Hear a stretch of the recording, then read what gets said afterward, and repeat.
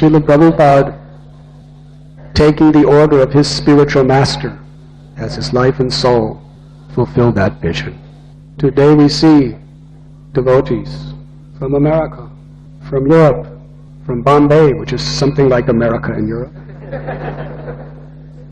from Africa, from Australia, from Japan, China, from all parts of India, gathered together to beg for the mercy of Gaur Nitai and chant the holy names together. Srila Prabhupada explained that the Mayapur Chandrodaya Mandir will be the real United Nations. Because the United Nations has always failed and always will fail. No doubt they're trying to somehow or other keep bandages on all the cuts, but they're not solving the problems. Prabhupada said whenever he went to the United Nations, he saw more flags outside. And they're advertising, this is our success, more flags. But Prabhupada said flag means disunity. But here in the Mayapur Chandrodaya Mandir, Navadvip Dham, people become liberated from the bodily conception of life, understanding that they are the eternal souls, the pure unalloyed servants of Krishna. Only when we transcend this bodily concept, only when we overcome the forces of greed, lust, anger, pride, envy, and illusion, can we actually be united. So here in Navadvip, we have all come to unite, to help one another, to become purified, lovers of Sri Sri Radha Madhava, to become instruments in the merciful hands of our acharyas, and to awaken each other's love of God through dancing ecstatically while chanting Radha and Krishna's holy names. Hare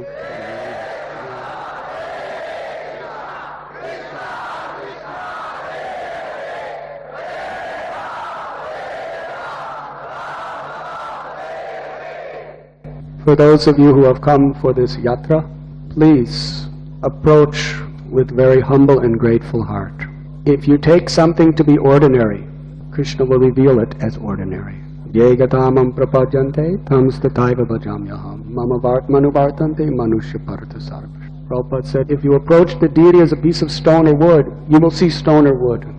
If you approach as the Supreme Personality of Godhead, you will see Krishna. He can speak to you. He can dance for you. Don't try to see Krishna. Try to serve Krishna in such a way that he wants to see you. The holy Dham is not different than the Lord.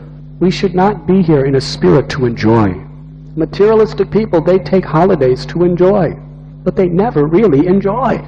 There's millions of Indians every year who go to Disney World, spending fortunes to enjoy looking at this male and female mouse. They glorify them. This in Kali Yuga. Perverted reflection. Devotees are worshipping Radha and Krishna, and they are worshipping Minnie and Mickey. Shri Shri. And they're trying to somehow or other extract some enjoyment out of their hearts. But in the meanwhile, they're spending so much money. And inside they're thinking, oh, my money's being lost. So they're actually agitated. Their senses are enjoying and their mind is thinking, it costs so much. So many things go wrong. So this idea of holiday comes from holy day. Originally, when people had time, they went to holy places. Not to enjoy, but to purify their lives. Krishna is the supreme enjoyer. We are meant for his enjoyment. When we come to his holy dham, we should be especially in this consciousness. Navadvip and Vrindavan are none different. This is the land of Krishna's eternal Leela. We are coming here to be enjoyed by Sri Sri Gaur Nitai.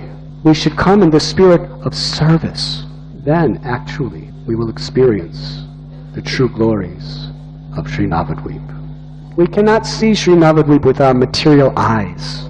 We're looking around with our eyes, and we're seeing some things that inspire our bhakti, and some things that disgust us. However, we should see through the heart of faith. We should not imitate the great souls.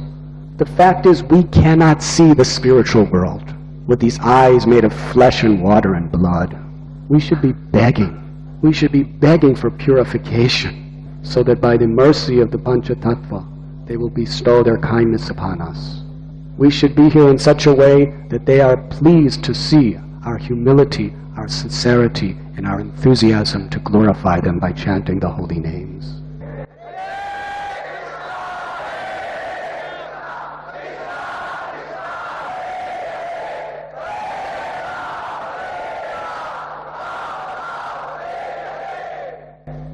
We have 10 days here. In these 10 days, we have an opportunity to make such immense spiritual progress that may ordinarily take millions of births. We should very carefully be attentive to make the best possible utilization of every moment that we are here. We should not speak about material subjects. We should not criticize. We should not gossip.